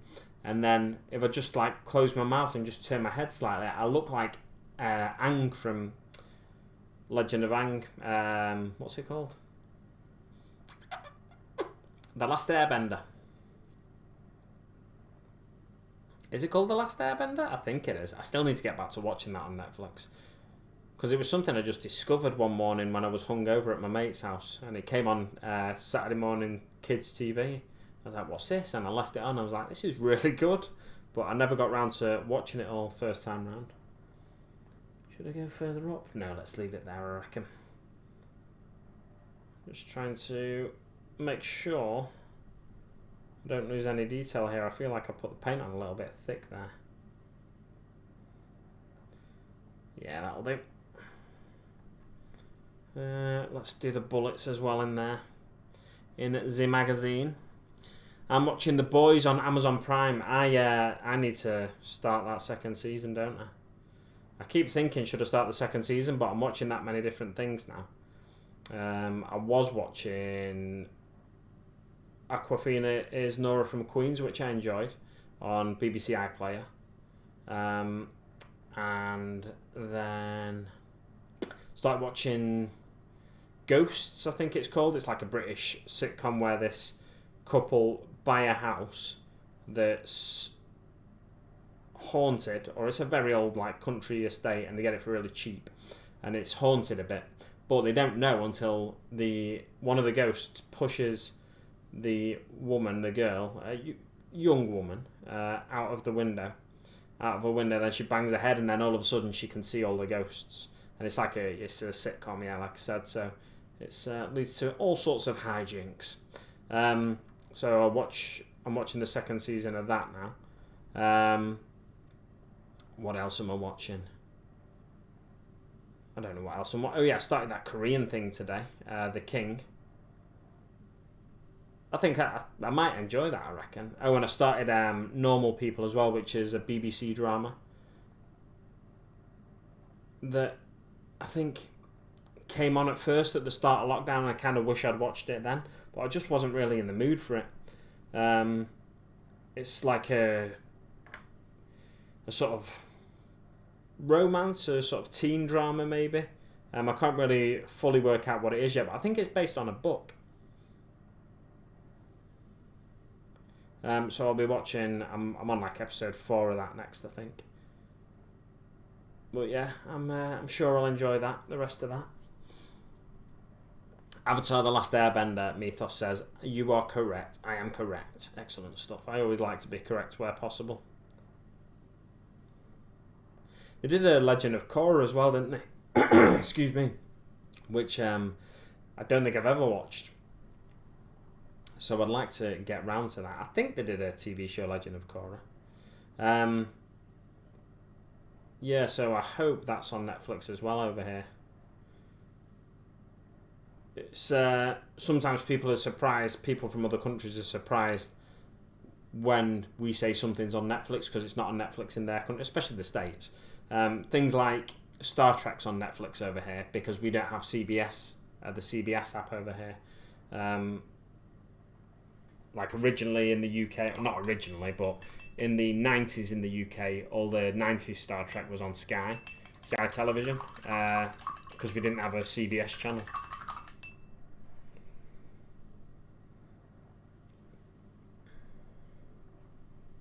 And things like The Simpsons and stuff like that, because we didn't have a Fox channel. So we do now have a Fox channel, and you probably can get CBS now as well. But yeah, well, not all Star Trek's on Netflix, but Discovery's on Netflix. That's what's starting soon. I think it starts midway through October, Discovery again, doesn't it? But yeah, then Picard's on Prime, which is annoying. But thankfully, I've got access to Prime at the minute, which I didn't have access to for ages. Because I didn't want to pay for it myself. But thankfully, someone's been very generous and allowed me to use their Prime. That's someone being Oshi. So shout out to Oshi. No time for TV, building a war. That's a sensible thing to be doing, isn't it? Just concentrate on your hobby and you might actually get somewhere, unlike me who spends too much time watching TV, not enough time doing the hobby. But we've all got to get our enjoyment in the ways we can. I need to watch both. Started it with my wife, but found that I can't watch the cool kung fu fighting and paint at the same time. That's the problem, isn't it? When you start watching something, like when I'm watching Battlestar at the minute, I think I should just get a miniature and start painting here. But then I think I'll just start watching one of the space battle scenes, like when the Vipers are out of a launch from Galactica.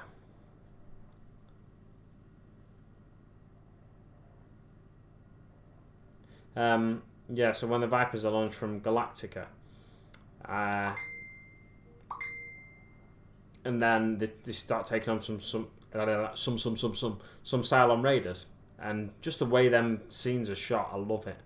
There was nothing like it at the time when Battlestar came onto our screens, or no sci-fi like it, at least anyway, as far as I can remember. But now you watch sci-fi like The Expanse, that's on Prime. That's a good show if you've not watched it. You watch sci-fi like The Expanse and they're using those same sort of ideas. Like in Star Trek, the Enterprise or Voyager or whatever will fly through space like a plane. It goes like that, it turns a bit, it banks, and then it like that. Whereas in Battlestar Galactica, the Vipers are flying and then they flip end to end because there's no wind resistance and stuff, so it wouldn't work like a plane. So it's interesting the way it's, you know, certain sci-fi programs go the realistic route and certain sci-fi programs go for an aesthetic route. And obviously, like, Star Trek started in the 60s, didn't it? It's not to say they can't change the idea of the way the ships move through space now, because they've changed enough that I think people would just accept it. You know, there'd be people complaining, no doubt, but at the end of the day, it's just the way a ship moves through space. But it's something I think I don't think they're likely to change. La la la la la la. Just realised I've not got his ammo. I don't think I've clipped it off the sprue. Not to worry. Just going to paint the inside where the bullet casings would come out if I had the ammo popping out of there. I believe you'll have probably heard that I got a Facebook message just then. I did see it pop up on my screen as well, but it's disappeared now. I'll check that out shortly, because it may be something hobby related. Oh, it's 8:33. I've gone over the time I said I would go to. So I'll just keep going. I'm going to keep going until at least until I've used all of this metallic paint, I think. I don't know whether to paint some of the pistons in a metallic colour. I think I will.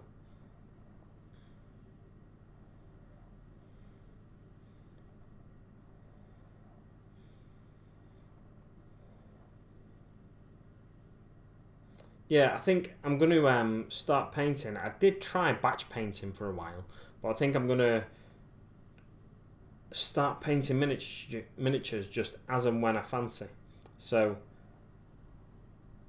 unless I really need a squad to look the same as each other, so if I'm painting orcs, for example, I don't really need the squad to all look the same. They can all have slightly different blues if it's Ghazghkull orcs I'm painting. You know, similar sort of shades but not quite the same, or they can have the blues in different areas and stuff like that.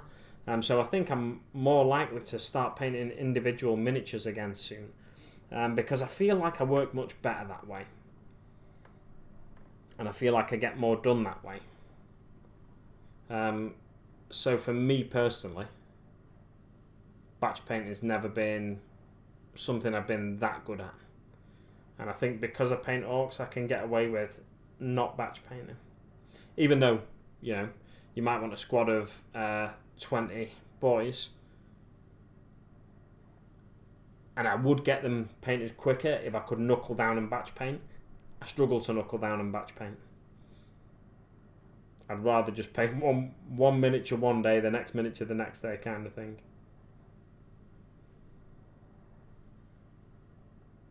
And theoretically, if I did do that and I painted a miniature a day, I could paint 365 miniatures in a year. But it's actually finding the time to paint 1 miniature a day that becomes tricky there.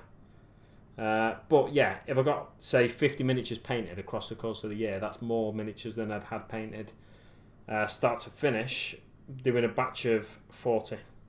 Because it'd probably take me a year to do a batch of 40, like crazy man Edic Bear does. It's interesting learning the way different people can approach the hobby and different people address the idea of painting an army start to finish. Someone like Nation can just crack on with 1,000 miniatures batches. But yeah, someone like myself, I really struggle with batch painting. So I try not to do it, really. If I'm not trying not to do it, I do try and do it now and again. But I struggle to maintain the discipline to do it. Some shows just need more visual attention than others, exactly. Big loud explosions in space. Yeah, in Star Trek as well, big loud explosions in space. This was my take on Snickrot from way back in the day before he had a model for a GW store army that never got done. Cool stuff, man. So he's got the 2 knives there. That's really cool.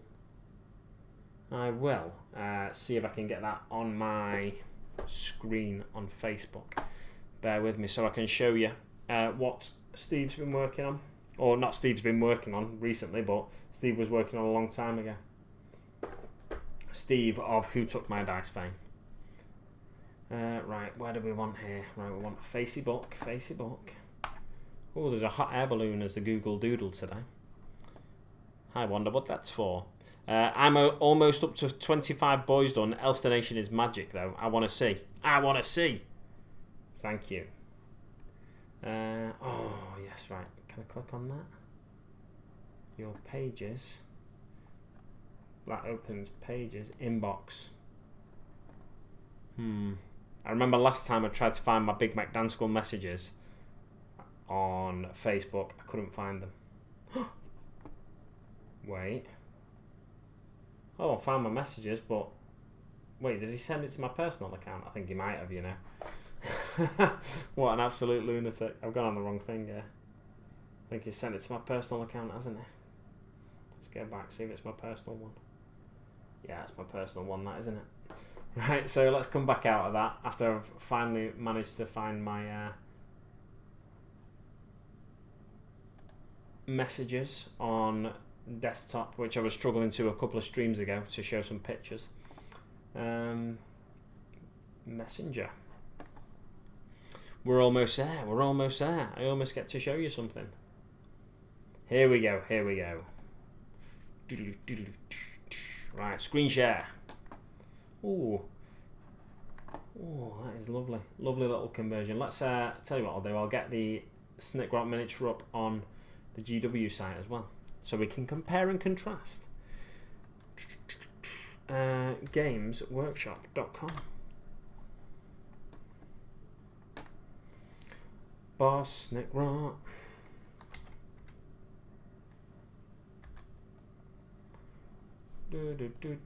Boss Snickrot is one of my favourite orc miniatures. I think it just looks so orky, and I love the idea of sneaky orcs. I don't know what it is, but the idea that these big gorilla-like creatures can just sneak through a jungle and sneak up on some Catachans waiting to be sent to their deaths for not obeying a commissar. Commissars don't do well in Catachan ranks, I've heard. Right, we've got them. Should we get a side by side if we can? Bang. Oh. Let's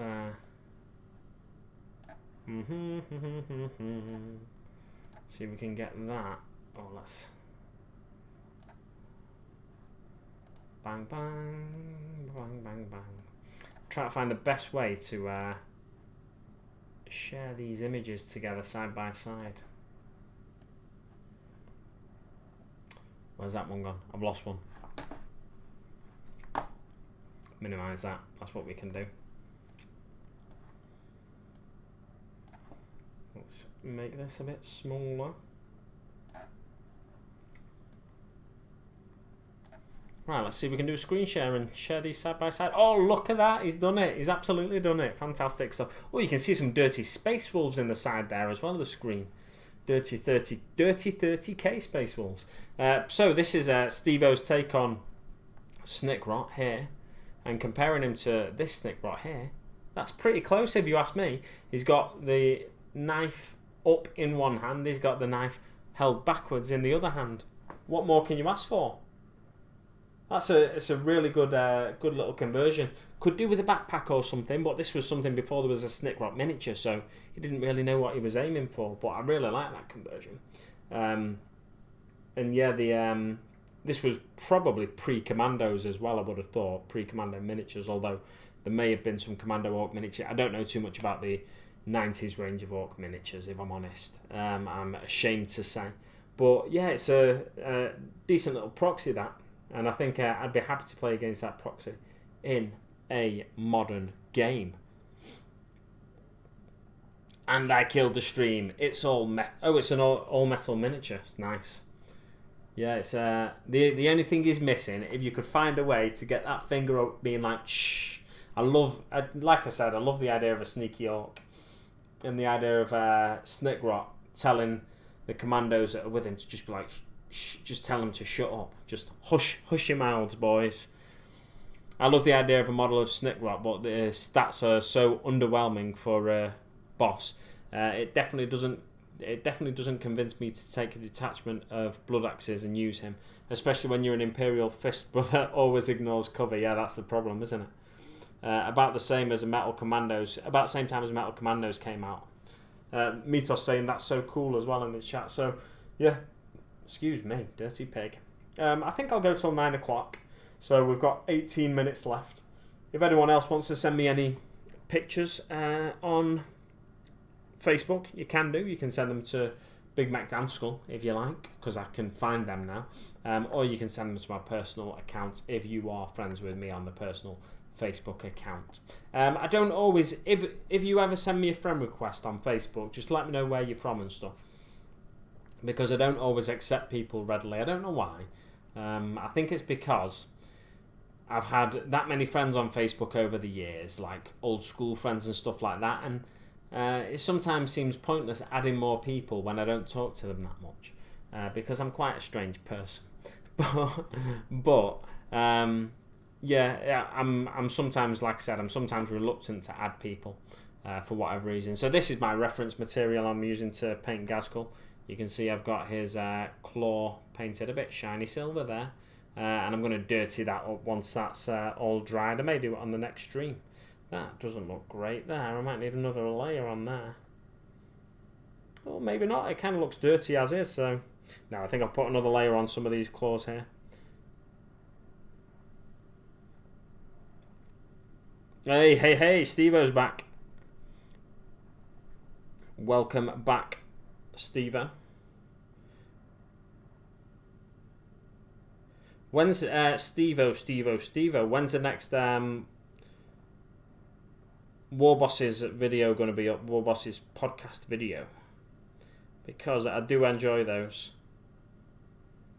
I often watch them from the bathtub. I think it was a few weeks ago. One went live after I came off a live stream, so I watched that and took you all to bed with me.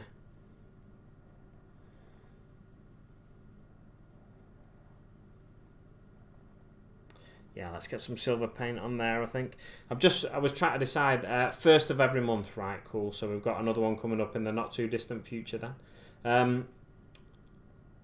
I've been trying to decide whether I should paint the pistons metallic or not, and I think I am going to, with the rods from the pistons, but not with the actual, the bit where the hydraulic fluid will be sent. Oh, Mythos has sent me a video. I hope this isn't a dirty video, Mythos. I'll have to check it out. Check it out privately before I expose it to the world. Not that Mythos is renowned for sending dirty videos, but you know. You never know. He might just think I'm going to be a pest one day. Let's see what it is. Oh, I'll show that for sure. One second, I'll just try and get some more paint off this brush. Just trying to get a nice even coat on these claws for once, because sometimes when I paint miniatures, I'll be honest, I rush them and they end up looking a bit uneven.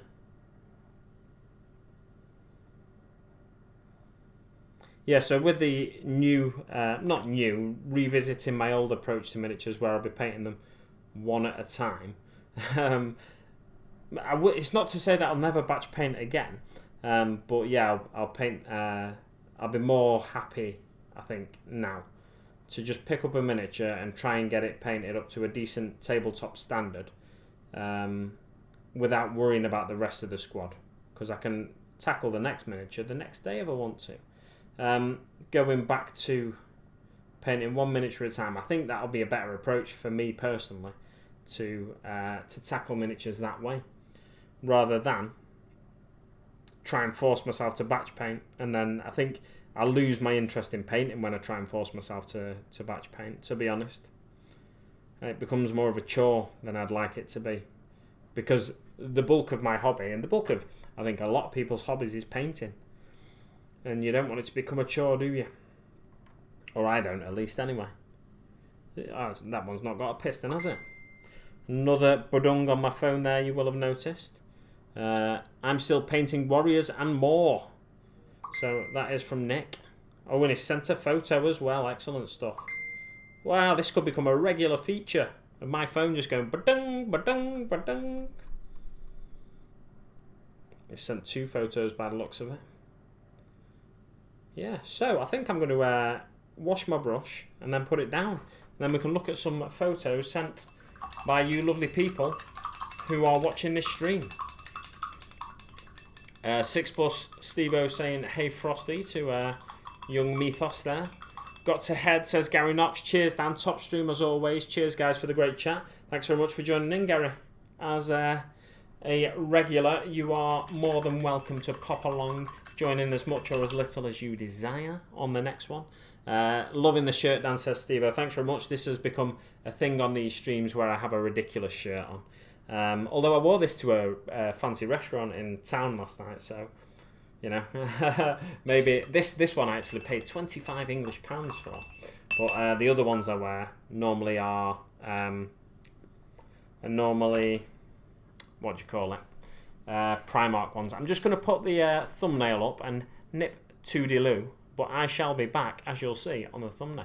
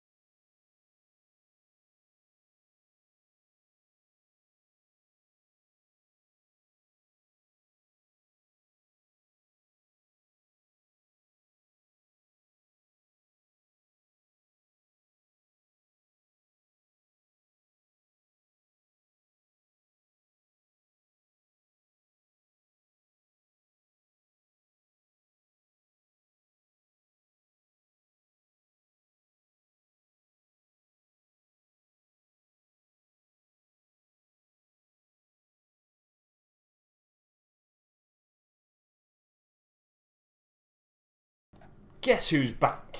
Back again Big Mac's back. Don't tell your friends. Or do if you want, it's up to you. Let's just address the chat and then get back. Frost and Fist saying dirty and rusty and muddy, and I've seen the still of it, so I'll show that shortly. Art of the Week with the Big Mac. Yes, I'm totally ripping off Frost and Fist Friday night live stream where they go through Art of the Week. Well, if they get to it, if they don't chat for too long, they go through Art of the Week, and it's a regular feature on their show, and I do really enjoy that feature, seeing people's work that I don't always see. Please do, I love seeing other models. Welcome back, 6+. Hey Marcos. So I'll queue up these. Oh, that's silly, isn't it? Oh no, wait a minute, I know what I've done. Which one is it? This one. What I need to do is add that back into there somehow. Can I do that? No, I can't. Right, never mind. Let's go back. Wow. Right, who should we view first? Mythoses? Let's click on that. Let's click on this. And then let's big it up and share screen. Screen share. So this is what Mythos is working on at the minute, or has been working on tonight or recently. Is it what you're working on tonight? Oh, mostly Zen joining us in the chat as well. Hey guys, he says, hey. That's the truth. We run our mortgage way too long. We run our mortgage way too long. I assume you mean we run our mouth way too long.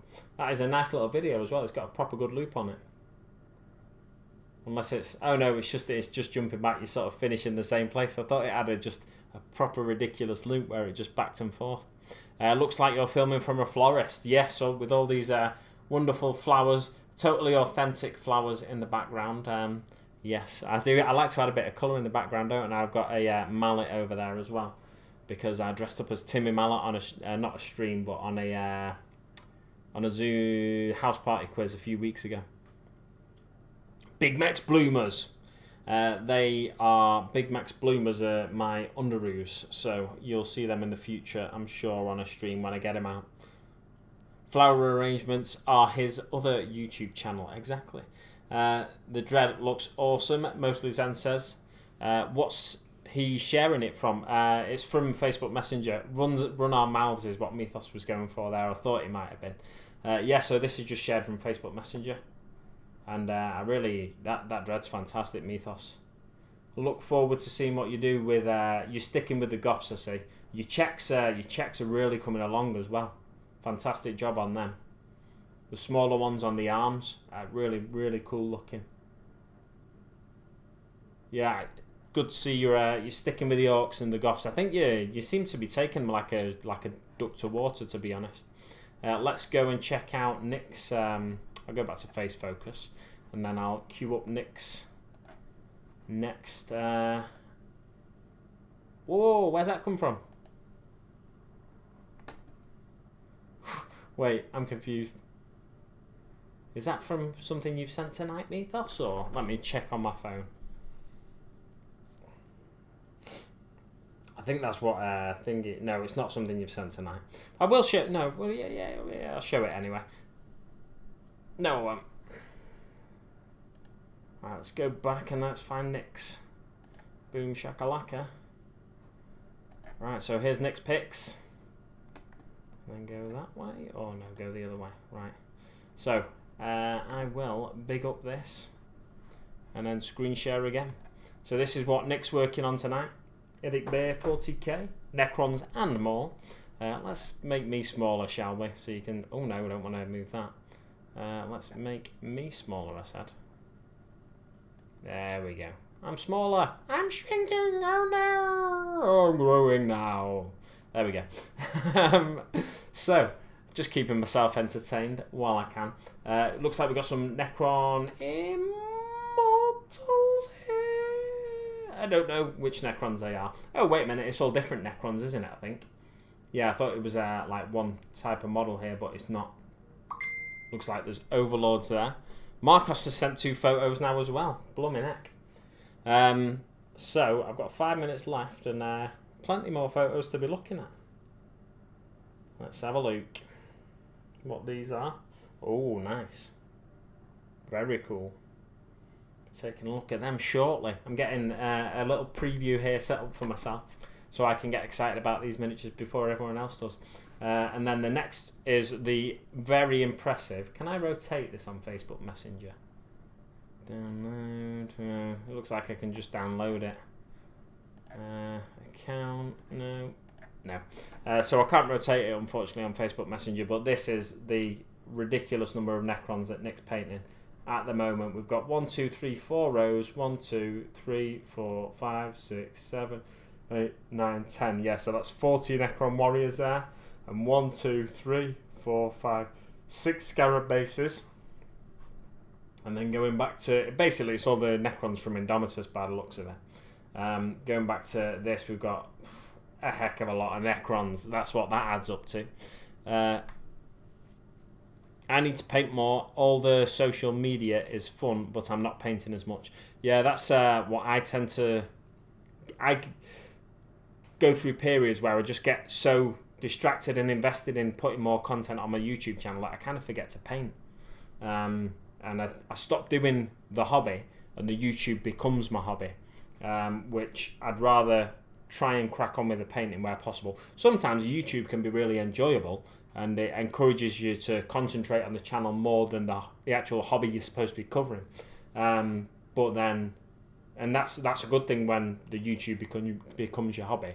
But I still want to be pumping out hobby content, or at least feel like I'm progressing with the endless mountain of grey plastic that is spread around my house. When Nick paints, he doesn't mess about, says Steve-O. Exactly. Overlords and Royal Wardens were the other Necrons in this picture. Ah, yeah, the Royal Wardens are these guys here, aren't they? With the double Gauss thing. And these Overlords. And are they Cryptex? I think so. Might be wrong. Nick saying, thanks, mate, getting there. And great time to be a Necron player. Exactly. Plenty of stuff coming out for them in the coming month or so. Let's go back to Messenger. And look at Marcus's stuff. I've crashed it. Oh, boom. Really cool. That's the head from a solitaire, isn't it? Yeah, head from a solitaire there. And what is the rest of that miniature? Is that from another game, I imagine? I think it is. Hopefully Marcos can tell us in the chat what the rest of that miniature is from. And then the other one is... that looks like Hela. But I think it's an AOS miniature head, isn't it? The head at least. But I don't know where the rest of that miniature is from either. Really cool looking though. It's Loki. It's Loki and Hela. That's why it looks like Hela. I'm guessing it's Hela. Yeah. So it's... Oh, wait a minute. It's Loki from Marvel. It's just Loki. It just looks like a solitaire head. I thought you converted it from a solitaire. I was like, what? And I was like, yeah, that looks like Hela. It is Hela. That's why it looks like Hela. Absolute lunatic I am. Completely missing. I'm like, yeah, it's a solitaire, isn't it? Yeah. It's Loki from the Marvel game. What's the Marvel game called? I can't remember. But yeah, Loki and Hela. Excellent stuff. 2 sets plus Illuminor, 75 miniatures altogether. Absolutely crazy, Nick. Absolutely crazy. Fantastic stuff. Anyway, it's 1 minute to 9 now. Crisis Protocol, that's what the game's called. Thanks very much, Marcos. And yeah, it's 1 minute to 9 now, so I'll be calling it a day shortly. Let's get back to the face focus, shall we? Thanks very much for everyone who joined me. You'll be pleased to know I got a little bit of metalwork done on Ghazghkull. Let's pop his arms back together, and then I can show you briefly the shiny bits. So we've got a bit of shiny bits done on the gun arm, you can see there. Yeah, exciting stuff. And then I'll be going over the bullet casings in the magazines there. I'll be going over them with some contrast paint to make them look like a goldy sort of colour, like your typical bullet casings in the 40k universe. And then also I got his claw all shiny as well. Excellent stuff. Let's pop that on there and see. Oh wow, this is really coming along now. What I'll have to do is post an image on my Instagram. So make sure if you're not following me on Instagram, you check out Big Mac Ghazghkull on Instagram. My Gaz is on his sprue, where all good Gazes belong, I think, on the sprue. It's amazing that I've actually got this one off the sprue. So I'll post an image of this on Instagram and you can let me know what you think of it. If you're not following me on Instagram already, it's just big_mech_Ghazghkull. Oh, and I painted his jaw as well. I got a bit of a black Templar on the outside of his jaw at least. And then I'll go back in with the checks there as well. So you can see that in the future. And hopefully I'll make a little bit more progress next week as well. And keep cracking on with Gaz. Yeah, I'll try and make sure these Tuesday night streams stay pretty regular for you. They won't always be 2 hours. Last week it was 3 hours. Week before I think it was 2.5 hours or something. Some weeks I might just do an hour, depending on what time I'm up for work the next morning. Sometimes I get up for work like at 4 in the morning and stuff like that, depending on where I'm going in the country. So, yeah, I'll keep the start of the stream regular, but the end of the stream won't always be as regular. I'll try and ensure, though, as I said, that I do get a regular live stream on a Tuesday going for you from 7 onwards. The Hobby Corner dropping in just as we're about to shut the stream down. You'll have to watch the rerun, mate. But welcome and thanks for joining me. Make sure you hit that like button as well. Let's see what we're on at the minute in terms of likes, shall we? And I can admonish anybody who has not liked. I'll get the Inquisitor on you. Oh, we are on 12 likes and there's 8 watching. That'll do for me. Excellent stuff. Cool Minis Marcos says, Steve-O, my Gaz is still on the sprue. Yeah, I think a lot of people's Gazes are still on the sprue. I enjoy your streams, says Marcos as well. Thank you very much. I enjoy the company you provide for my streams. What was I saying? Oh yeah, I wanted to, or want to still, convert the Ragnar miniature from that set into an Imperial Fist. Underdog Painting joining us as well as a Hobby Corner, right when we're about to shut the stream down. But as I was saying, I want to... Nightbud says, Steve-O, night mate. I want to convert Ragnar into an Imperial Fist, and I intend to in the future. But it's something that I'll get round to eventually. Underdog Painting's Gaz is painted, so if you want to check out a painted Gaz, just pop on over to Underdog Painting on his various socials, and you'll find it somewhere. I'm sure he's done a video of it. He can tell me if I'm wrong in the chat, though. Right, let's crack on with the chat. Awesome, I want to pick up the Crisis Protocol stuff from the 90s X-Men. That's not a bad idea at all, is it, Mythos? Although more minis for me to paint isn't a good idea either. So I may pick them up once I've painted all my other miniatures, which is never going to happen. They are a commission for a friend. Thanks, 6+. Steve-O, the shame. Awesome stuff, everyone. The shame from Steve-O for still having his Gaz on the sprue, I think is what he means. Awesome stuff, everyone says. Who took my dice? A lot of real talent out there, definitely. I think I'll... 13 likes now and 9 watching. Thank you very much for the thumbs up. If you want to send in submissions for me to take a look at in next week's stream, feel free to do so. Try and send them on Tuesdays, though, because then I'll be more likely to remember to view them in the stream. Yeah, so feel free to send me what you're working on, and I've got something to talk about in the stream as well, haven't I? That'll be excellent. Great stream, Big Mac says, who took my dice? Big D says, Underdog. I hit the like instantly. Excellent, Steve-O. Nightbud, good stream, thanks very much. My Gaz is painted. I made a video on how to paint. Yes, I knew I'd seen one. Right, with that, I'll let you all click on Underdog Painting in the chat and pop on over to his channel. Check out his How to Paint Gaz miniature video. Was watching the whole time but couldn't chat as was driving. Sensible boy, although you shouldn't be watching if you're driving, just listening. So, I'm sure you were just listening mainly. Excellent stuff, mate. It's good to have you here as always, even if you can't comment. Rivers and Daka saying hi to Baza. I'll leave it there for now, guys. Thanks very much for watching. Yeah, tune in next week. Same mech time, same mech channel. Thanks very much for watching, and I guess I'll see you on the battlefield, won't I?